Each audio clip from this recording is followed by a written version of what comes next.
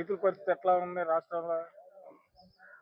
ఈరోజు రైతుల పరిస్థితి చూస్తే మొన్న మోంతా తుఫానికి తీవ్రంగా నష్టపోయిన రైతాంగాన్ని ఆదుకోవటానికి మా దేవినేని అవినాష్ గారు మాగళ్ళు రావడం జరిగింది.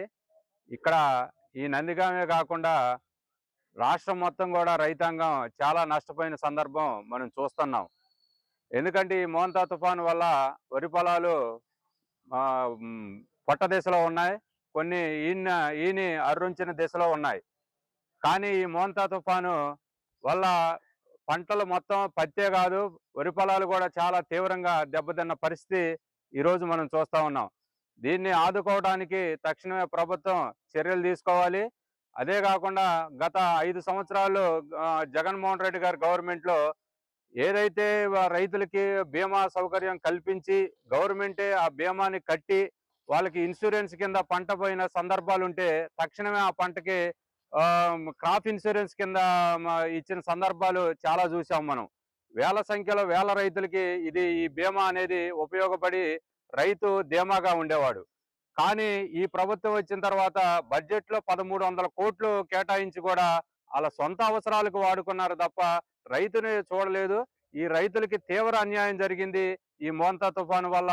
ఇప్పుడు పడిపోయిన నష్టపరిహారం ఎవరు ఇవ్వాలని మేము అడుగుతా ఉన్నాం. ఇన్ని వేల కోట్లు ఆదుకోవాలంటే మీ వల్ల అవుతుందా? అదే బీమా కట్టున్నట్లయితే, ఇన్సూరెన్స్ కట్టున్నట్లయితే చాలా ఉపయోగం ఉండేది రైతులకి. ఇప్పటికే వాళ్ళు వరి పొలాలు వేసి ఎకరానికి 35,000 రూపాయలు దగ్గర ఖర్చు పెట్టిన సందర్భం చూసాం. ఇంకా ఒక 5,000 ఖర్చు పెడితే వరి కోతకు వచ్చేది టైంలో ఈ మోంతా తుఫాను చాలా తీవ్రంగా ఇరుసుకుపడటం జరిగింది.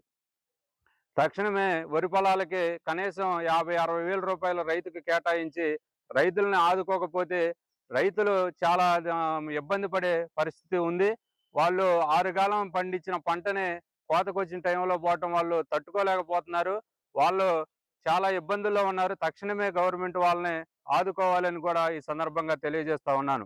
అంతేకాదు, ఇది గడిచిన ఈ గవర్నమెంట్ వచ్చిన కాడి నుంచి పంటలు చూస్తే అన్నీ కూడా ఏ పంటకి పండటం అట్లా నుంచి పండినా కూడా గిట్టుబాటు ధర లేని సందర్భం కూడా మనం చూసాం. పోయిన సంవత్సరం పత్తికి కానివ్వండి, మిరప చేలకు కానివ్వండి, మామిడి తోటలకు కానివ్వండి, మామిడి తోటలు అప్పుడైతే సొంతగా రైతులు సొంతగా ఇన్సూరెన్స్ కట్టుకోండి, మీకు డబ్బులు వస్తాయి పంట పోతే అని చెప్పి కూడా సొంతగా డబ్బులు కట్టించి కూడా మా మ్యాంగోకి నష్టపరిహారం ఇచ్చినటువంటి సందర్భం మనం చూసాం.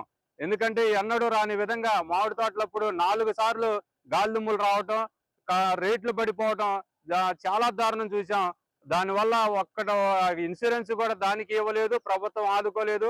ఇంతవరకు ఏ సందర్భంలో కూడా రైతును ఆదుకున్న సందర్భం ఏదైనా ఉందా అని ఈ సందర్భంగా మేము అడుగుతా ఉన్నాం. ఏ సందర్భంలో కూడా రైతును ఆదుకోకుండా రైతుని నిర్లక్ష్యం చేస్తున్న ఈ గవర్నమెంట్ చాలా దారుణంగా వ్యవహరిస్తుంది రైతు పట్ల.